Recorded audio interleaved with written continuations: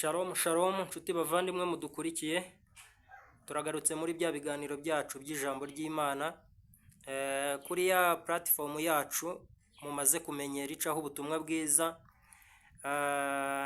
Tuzatabarwa TV. Tubasaba kugira ngo mugerageze gukora subscribe. Iyo ukoze subscribe ubu duteye inkunga ikomeye rwose, aho uherereye hose gerageza niba utarakora subscribe ukore subscribe, ubu dufashije ikintu gikomeye cyane, ni inkunga ikomeye cyane ubu duhaye mu by'ukuri. Turabashimira rero mwebwe mwese abadukurikira, kandi mugerageza no kutwandikira muri comment, mukatubwira ibyo twahindura, ibyo twakongera. Imana ibaha umugisha cyane kandi bishimire. Umutumirwa wacu rero uyu munsi yitwa nako aratwibwira, ni umuntu mukuru. Reka tumwakire atwibwire, abanza dusuhuze, hanyuma narangiza atwibwire. Arahita akomerezaho asenga Imana, namara kudusengera ubundi yinjire muri gahunda y'icyigisho, ibyo yaduteguriye abitugezaho mu izina rya Yesu. Karibu umukozi w'Imana. Murakoze cyane, nabasuje mu izina rya Yesu. Mana muri habwe icyubahiro. Amen. Kadusenga Imana mbere y'uko mvuga ijambo. Mana turagushimiye, turakunezerewe.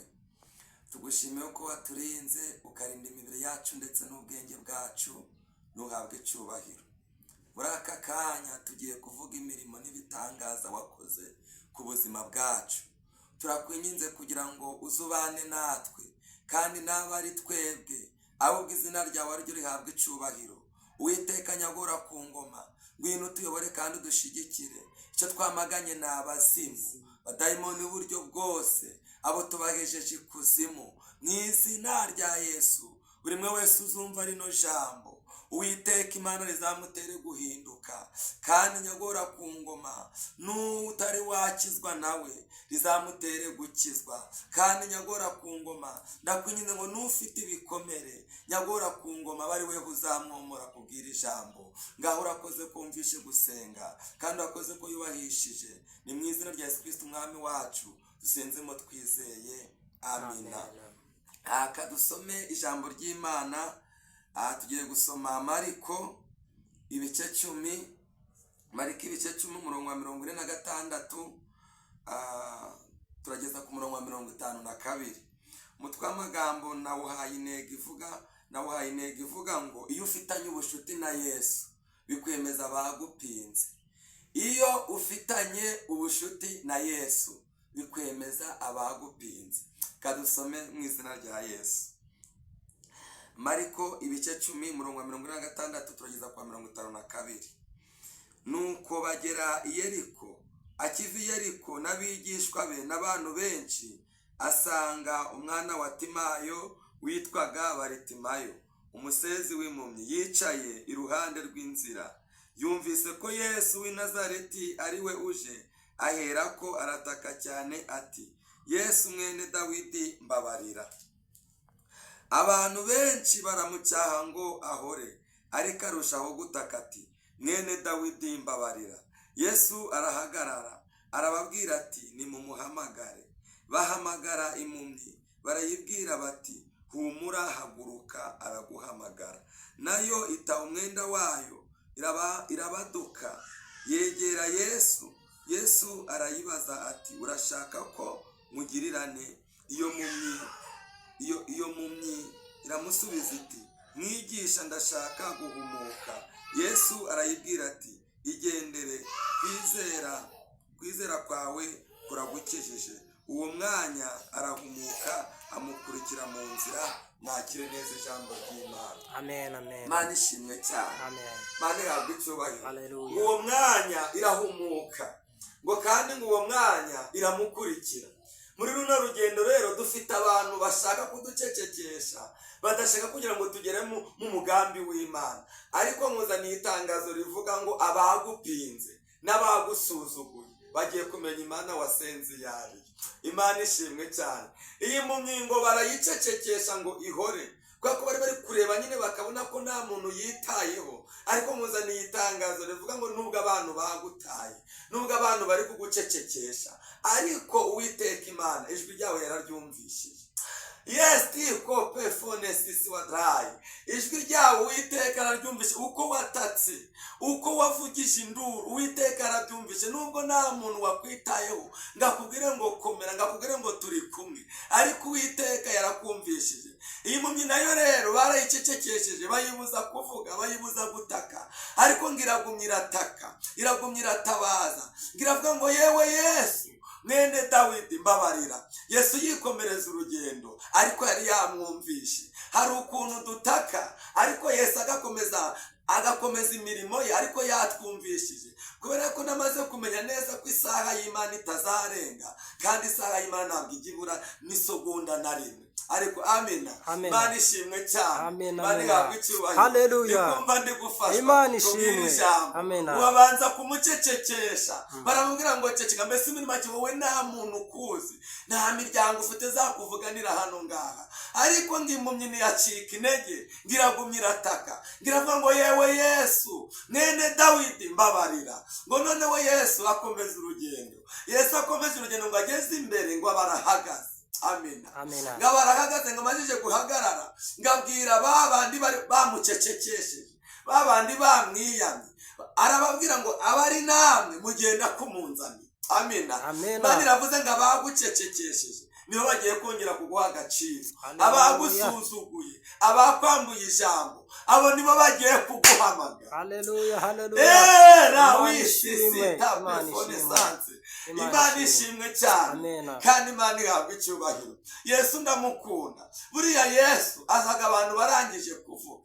Iyo abantu barangije kuvuga, buri umwe wese yagufashe ijambo, waraza akavuga, yamara kuvuga ijambo avuze rivuguruzaga ya magambo abantu bose bavuze. Abantu barashobora ko bavuga ari 1000, bakagufata wijambo ari 1000, ariko Yesu yavuze ya magambo bavuze yose ayatesha agaciro, kuko ijambo rye gusa rirarema. Amina. Ijambo rimwe gusa rye rirarema. Ariko amen.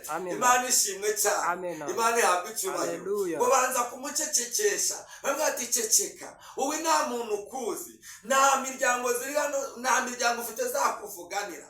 Birashoboka ko muri icyo gihe hari abaparitse amamodoka, hari abambaye amakote, hari abafite amafaranga menshi kuri konti, ariko ibyo Yesu ntabwo yabyitayeho, ahubwo yakurikiranye ryajwi riri gutaka. Muri kano kagenda kwinginze ngo utake, ntucike intege, ugumye utake, ugumye utabaza. Uwiteka Imana yiteguye kukurengera, kandi yiteguye kugutabara, kuko ijwi ryawe yararyumvishije. Ngiyi mpumyi iragumya irataka, ngo irataka ngo yewe Yesu mwene Dawidi mbabarira. Baraho ngaho baramucyaha, baramucecekesha. Dufite abantu bashaka kugira ngo tutagera mu isezerano, ariko umugambi w'Imana uje kwishakira inzira. Haleluya. Ikintu nkundira Imana ni uko igiye gutabara idaca ku munyesibo, idaca kwa mudugudu, niyabaza na perezida, niyabaza na minisitiri ngo mbigenze gute. Yo irazi ikabikora nk'Imana, ikiyubahisha, kuko aho wavuganiriye nayo nta muntu hazi, naho izagusubiriza nta mwana w'umuntu uzahamera. Bazaja kurabone gusa byabaye, batangazwe nuko Imana ikurengeye. None ngo babandi bamucecekesheje,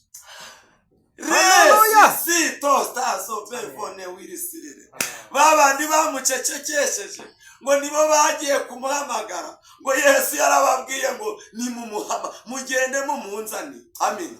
Yesu yari afite ubushobozi bwo guhagarara akakura ngo yewe wamumyiwe, yewe Baritima, kuko ijambo rye rirarema. Yari afite ubushobozi bwo kumwakura agahita yizana ku kanya. Ntabwo yararayoberwa aho Yesu ari, kuko Yesu ashoboye byose. Amina. Birashoboka ko yararanaza yanahumye akanamugeraho kubw'imbaraga za Yesu afite, wenda akamuhumura amaze kumugera imbere. Ariko noneho Yesu aza bagucecekeshe. Amina. Yesu yaraza bamucecekesheje, Yesu yaraza abantu bamufunze umunwa. Bujya mu gucecekeshwa harimo byinshi, harimo n'abagiye kumukomanga. Birashoboka wenda ko banamukubise, birashoboka wenda ko banamunoshe, bakamupfuka umunwa, bakabati ceceka, ceceka, wowe nta muntu ukuzi, ceceka, nta butabazi, wowe nta butabazi uzabona. Hari abantu bashize iherezo ku buzima bwawe, bazi yuko nta kintu kizima kizaguturukaho, ariko imana igiye kugutabara, batangazwe n'ibyo imana ikoze. Imana igiye kukurengera, batangazwe n'ukuntu imana ikurengeye. kandi bo barangije gushyiraho iherezo, bazi ko nta cyiza kizaguturukaho. Imana igiye kugutabara itabajije abantu. Haleluya! Imana igiye kugutabara itabajije abantu. Yo igiye kubikora kwiyubahisha, ibikore mu bumana bwayo, ibikore kubera ijambo yakuvuze. Amina. Iyi mpumyi yari ifitanye ubushuti na Yesu, ariko abantu batazi yuko bafitanye ubushuti. hari igihe Yesu umugira n'ubushuti kandi ukenye, hari igihe Yesu umugira n'ubushuti kandi uri umushomeri, mukagirana ubushuti kandi uri mu bukode, mukagirana ubushuti kandi uri kugambanirwa. Reka nkubwire, icyatumye udapfa kigiye no gutuma utabara. Amina. Icyatumye udapfa, reba intambara wagiye urahura nazo, reba abantu bakwanze, reba amahembe bakoherereje, reba ukuntu bakugambaniye muri ako kazi. Imana igiye kukuzamura bari kureba, Imana igiye kukurengera bari kureba, kubera yuko namaze kumenya neza ko ari idufiteho ijambo ryanyu. Ewisa sita kostifo fayasire.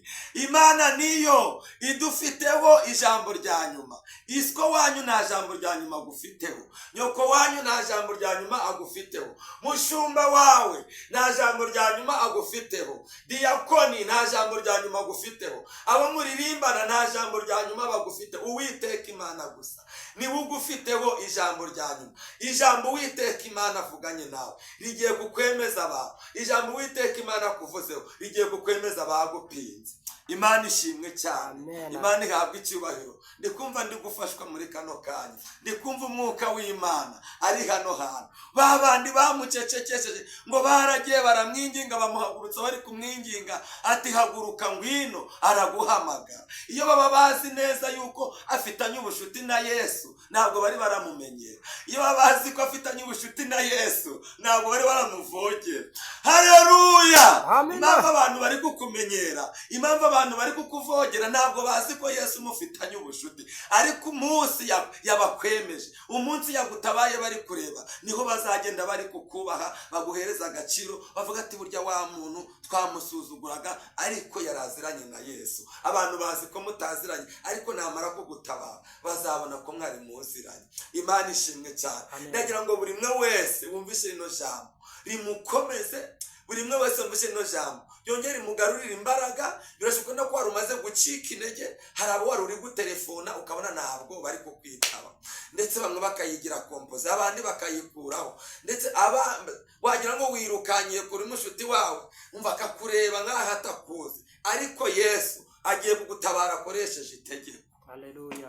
Yesu agiye kugutabara akoresheje itegeko, kandi agiye kugutabara atabajije abantu. Warakoresha itegeko gusa, avuga ati ni mumuhamagare. Babandi bamucecekesheje ni nabo bagiye kugira ute kumuhamagara, baravuga ati ngwino. Mbese mu kumuhamagara hakubiyemo ibintu byinshi. Harimo n'abavuze ati ntabwo narinzi ko muziranye, ntabwo narinzi ko muziranye, nugerayo utuvugire. Mbabarira, ni ibintu narindi gupfa kuvuga, nagendeye mu kigare. Mbabarira, ni ukuri, nugerayo umvuganire. Buri muntu wese akamwereka ikibazo afite, kubera yuko Yesu yaramuhaye agaciro imbere y'abamupinze, imbere y'abamusuzuguye. Igihe kirageze rero Imana ikaguha agaciro imbere y'abakwanze, imbere y'abagusuzuguye, imbere y'abakwambuye ijambo. Imana igiye kukuzamurira muri ako kazi, ugiye gutera imbere, ugiye gucuruza byemere, ugiye kuva mu bukode, ugiye kubona ibyangombwa wari uri gushaka. Kuko ndi kumva ijwi ry'Imana riri kumbwira ngo hari icyo Uwiteka Imana akoze kuri buri mwe wese uzumva kino kibwiriza. Hari icyo Uwiteka Imana azakora. Imana ishimwe cyane. Reka dusenge. Ariko ndi kumva mfashijwe. Imana ishimwe cyane. Babandi bamucecekesheje, rawita stikope fonesire, babandi bamucecekesheje, bade kostisa fone sanse gide, babandi nibo bamuhamagaye, baragenda bamuhagurutsa hari, bamutwaza n'inkoni, baramukindakiza, baramujana, bamugeza aho Yesu ari. Yesu yari afite ubushobozi bwo kuza akamwifatira, ariko Yesu azabagucecekesheje, azabagucecekesheje, azabakwambuye ijambo, azabakwambuye agaciro. Imana ivuganye nawe ngo igiye kugutabara ikoresheje itegeko. Reka dusenge Imana. Mana turagushimiye, uri umukozi w'umuhanga, uhimbazwe, uri sasita kopefone sanzegide, uhimbazwe uri Yesu, data wa uhimbazwe twese. Yesu, uhimbazwe. Hariya abantu baducecekesha, Uhabwe icyubahiro hariya abantu n'izina batwambura rya Yesu. ijambo, hariya abantu badusuzugura batazi ko tuziranye, hari igihe abantu baturebera mu yindi shusho, ariko turagushimiye yuko uvuganye na buri umwe wese kugiye kumutabara ukamuhindura amateka, abamucecekesheje n'abamwambuye ijambo bagatangazwa n'ibyo umukoreye. Zina ryawe nirishimwe. Uwiteka nyagora ku ngoma, buri umwe wese ufite ikibazo, Uwiteka nyagora ku ngoma ugenda umwomore ubwo kumva rino jambo. Buri umwe wese wari ukomeretse, hari ibikomere dufite mu mitima yacu, Uwiteka Imana niwe ho watwomora, niwe watugirira neza, niwe waduhindura ubuzima, niwe wahindura amateka ya buri umwe wese. Nyagora ku ngoma, ndakwinginze kugira ngo uhindure ibyanze guhinduka, kandi Uwiteka Imana ugende ukomeze imitima y'abasore, ukomeze imitima y'abakobwa, ukomeze imitima y'abamama, ukomeze imitima y'abagabo, kubwo kumva rino jambo. Urakoze kumvishe gusenga, kandi nyagora ku ngoma urakoze kwibahishije. Ni mu izina rya Yesu Kristo umwami wacu dusenzemo twizeye, amen. Amen.